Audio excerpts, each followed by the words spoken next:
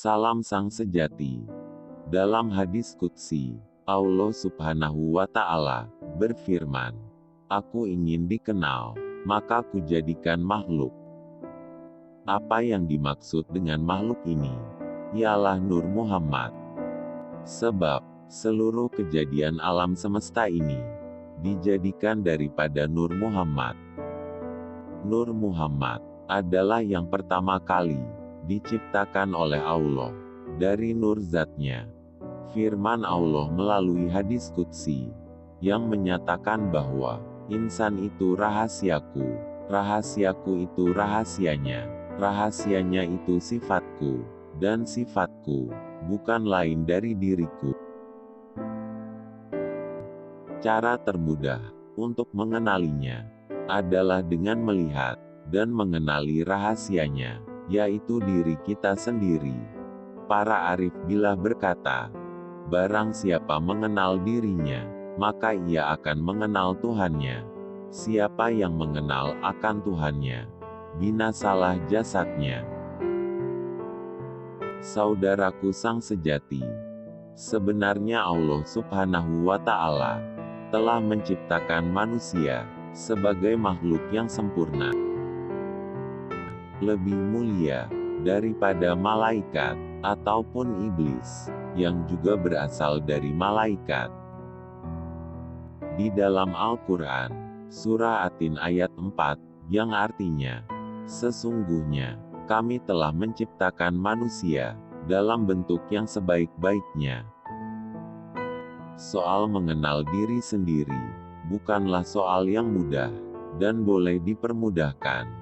Apakah yang dikatakan sebagai diri itu? Adakah dianya jasad kita, atau nyawa kita, atau kedua-duanya sekali, atau diri itu perkara lain yang tiada kaitannya dengan jasmani atau nyawa kita? Di sini dikatakan bahwa yang dikatakan diri sendiri itulah Rasul atau penyampai yang diamanahkan oleh Allah. Rasul ini wujud bersama kita setiap detik dan ketika selagi kita masih bernafas. Dialah yang dikatakan rahasianya dan amanahnya.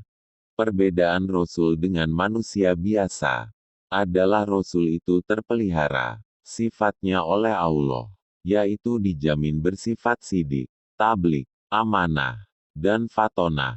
Namun begitu, Rasul Zahir yang terakhir telah wafat. Saudaraku sang sejati, pada hakikatnya, tiada seorang pun manusia yang ada di dunia sekarang ini berupaya menggambarkan manusia yang bernama Muhammad bin Abdullah itu dengan tepat.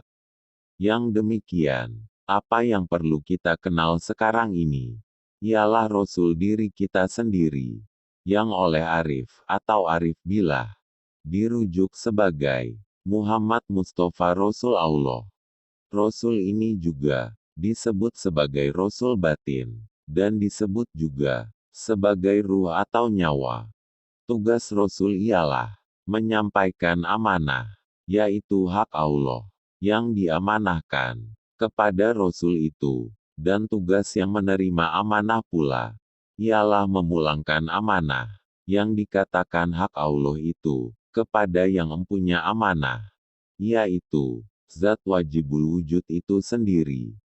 Firman Allah dalam surat An-Nisa ayat 58, yang artinya, sesungguhnya Allah memerintahkan kamu supaya memulangkan amanah kepada yang berhak menerimanya.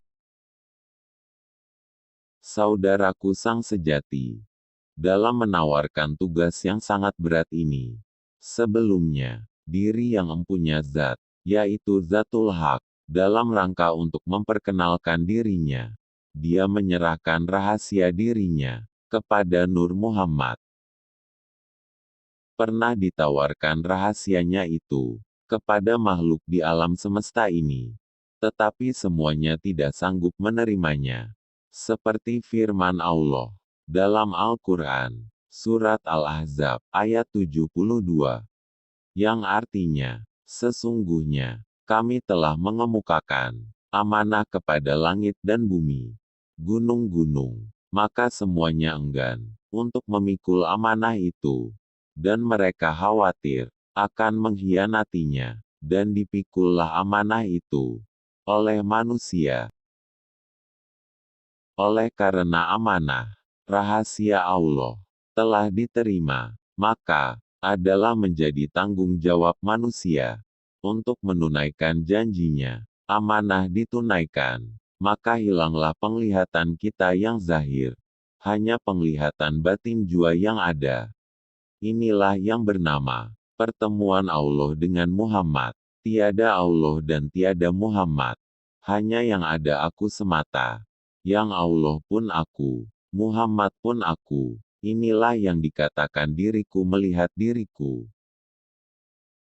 Saudaraku, bisakah kita melihat ruh? Tentang hal ini, Allah telah berfirman di dalam surat As-Saffat ayat 96, yang artinya, Aku jadikan makhluk, dan apa-apa yang kamu perbuat. Yakinlah kita pada hari ini, bahwa apa-apa yang kita perbuat itu, sesungguhnya, telah terbuat di Lauhul Mahfuz sebelumnya. Allah telah menzahirkan dan memperlihatkan sifatnya melalui perbuatan ruh. Barang siapa berhajat untuk melihat Allah, maka lihatlah kepada perbuatan ruh. Perbuatan ruh pula dizahirkan, atau dapat dilihat, dan dipertontonkan, melalui jasad kita. Oleh karena itu, barang siapa berhajat untuk melihat ruh, maka lihatlah perbuatan kita. Terlihat perbuatan kita, maka terlihatlah ruh. Bila mana terlihat ruh, maka terpandanglah Allah Ta'ala. Terlihat, seumpama jasad yang berbuat, namun pada hakikat, ruhlah yang berbuat. Sekianlah. Salam.